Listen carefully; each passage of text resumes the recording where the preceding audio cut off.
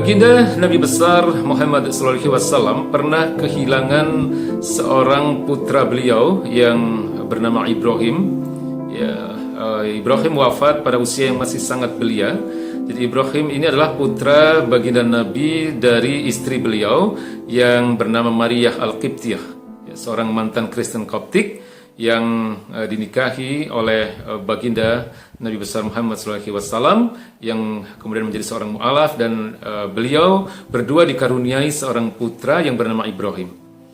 Ibrahim ini wafat pada usia yang masih sangat belia, dan wafatnya Ibrahim ini bertepatan dengan terjadinya gerhana matahari total, sehingga pada saat wafatnya Ibrahim ini bertepatan dengan situasi yang gelap gulita pada siang hari.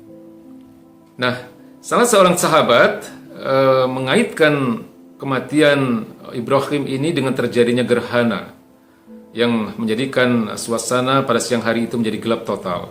Kemudian baginda Nabi besar Muhammad SAW meluruskan apa yang dikatakan oleh salah seorang sahabat ini dalam satu hadis yang diriwayatkan oleh Imam Bukhari, hadis nomor 1044. Baginda Nabi bersabda, "Innas syamsa wal qamar."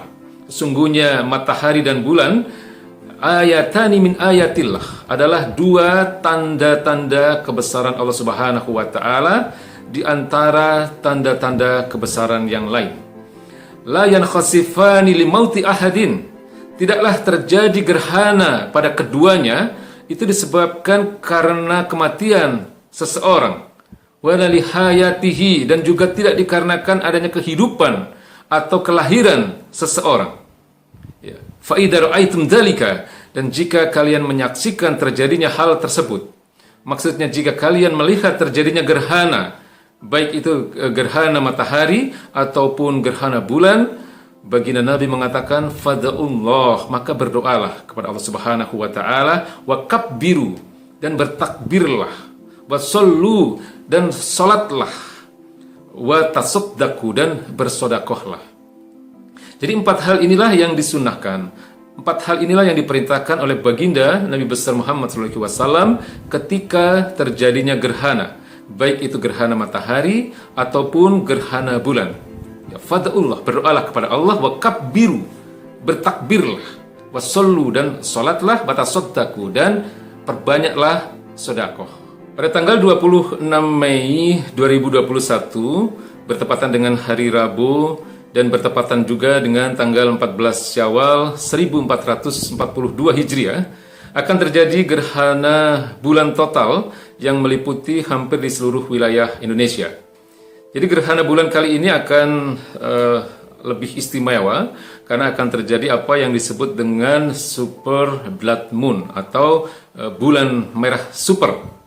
Ya, di mana umat Islam sebagaimana diperintahkan dan dicontohkan oleh baginda Nabi besar Muhammad SAW untuk melaksanakan sholat khusyuf atau sholat gerhana bulan. Ya, jadi gerhana ini akan dimulai pukul 16:44, kemudian puncak gerhana akan terjadi pada pukul 18:11, ya, bertepatan dengan setelah waktu maghrib untuk waktu Indonesia Barat, kemudian akan berakhir pada pukul 20:49. Jadi dalam rentang waktu ini antara pukul 16:44 sampai dengan 20:49 kita disunahkan untuk melaksanakan sholat gerhana ini. Jadi afdolnya mungkin di puncak terjadinya gerhana, yaitu pada pukul 18:11 bertepatan dengan setelah kita yang ada di wilayah Indonesia Barat melaksanakan sholat maghrib. Ya, jadi pukul 18:11. Jadi pada saat itulah terjadi puncak gerhana di mana bulan akan mengalami kegelapan, ya, dalam keadaan yang tertutup total oleh cahaya yang berwarna merah. Nah, pada saat itulah kita disunahkan untuk melaksanakan sholat gerhana ini. Meskipun tidak salah juga kalau kita melaksanakan di luar waktu itu, asal di dalam rentang waktu terjadinya gerhana, yaitu mulai pukul 16:44 sampai dengan pukul 20.49. Ya, tapi afdolnya memang terjadi kita laksanakan sholat itu di saat puncak-puncak terjadinya gerhana. Nah, kemudian setelah sholat dilanjutkan dengan khutbah gerhana. Memang ada perbedaan pendapat, ada sebagian ulama yang tidak mensyariatkan adanya khutbah, ya, tapi yang lebih kuat, yang lebih rajih adalah pendapat ulama yang menyatakan adanya khutbah gerhana. Ya, dan dalam khutbah gerhana pun ada perbedaan pendapat. Ada yang menyatakan bahwa khutbah gerhana dilaksanakan sebagaimana khutbah Jumat, yaitu 2 kali. Tapi ada juga yang mensyariatkan bahwa khutbah gerhana itu cukup dengan 1 kali. Ini tidak perlu diperdebatkan, tidak perlu dipertentangkan, karena perbedaan pendapat seperti ini adalah hal yang wajar, hal yang biasa di dalam mazhab yang ada di dalam Islam ini. Ya, memang ada perbedaan pendapat dalam persoalan-persoalan ibadah, itu satu hal yang normal, satu hal yang biasa, dan ini adalah merupakan bukti kekayaan khasanah keilmuan di dalam Islam. Nah, dalam sholat gerhana ini demikian juga, ya, ada perbedaan pendapat sebagaimana di dalam khutbahnya. Ada yang menyatakan bahwa sholat gerhana ini cukup seperti sholat-sholat sunnah yang lain, yaitu dilaksanakan 2 rakaat. Ya, tapi pendapat yang lebih rajih, pendapat yang lebih kuat menyatakan bahwa sholat gerhana itu dilaksanakan di setiap rakaatnya dengan membaca 2 kali surat Al-Fatihah, 2 kali membaca surat atau ayat selain Al-Fatihah, kemudian 2 kali ruku, 2 kali i'tidal.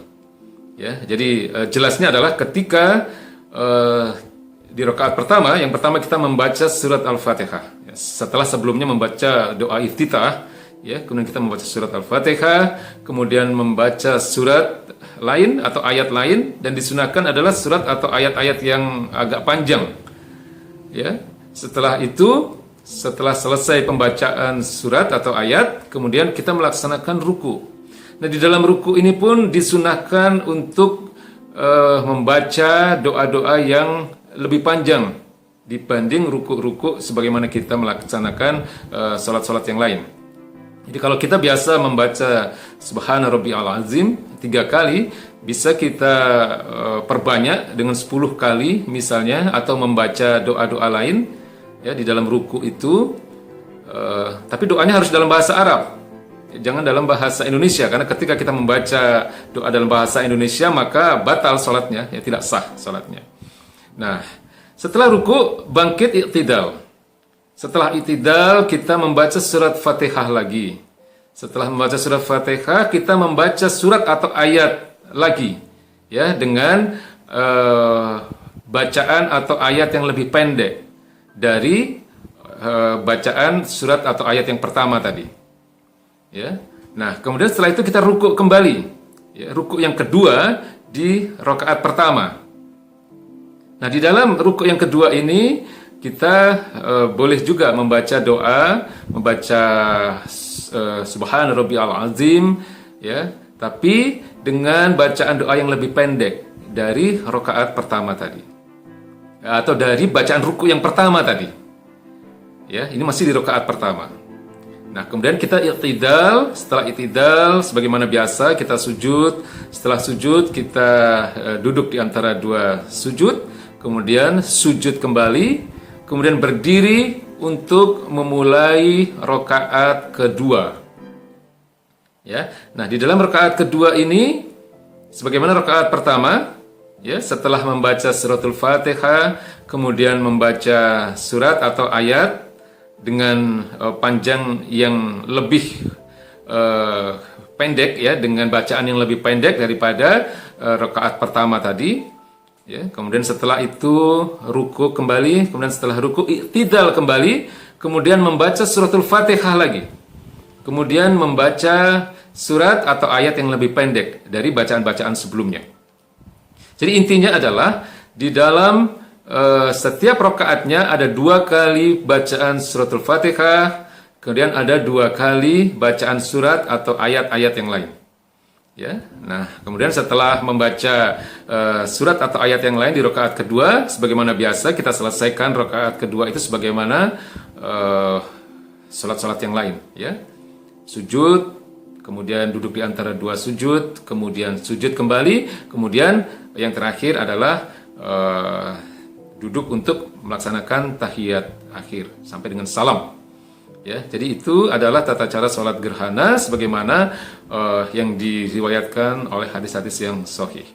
Jadi jangan lupa bahwa di tanggal 26 Mei 2021 hari Rabu kita disunahkan untuk melaksanakan sholat gerhana terkait dengan terjadinya gerhana bulan yang terjadi dalam rentang waktu mulai pukul 16:44 sampai dengan 20:49 dan sholat gerhana dilaksanakan atau afdolnya adalah dilaksanakan setelah kita melaksanakan sholat maghrib yang kurang lebih terjadi pada pukul 18:11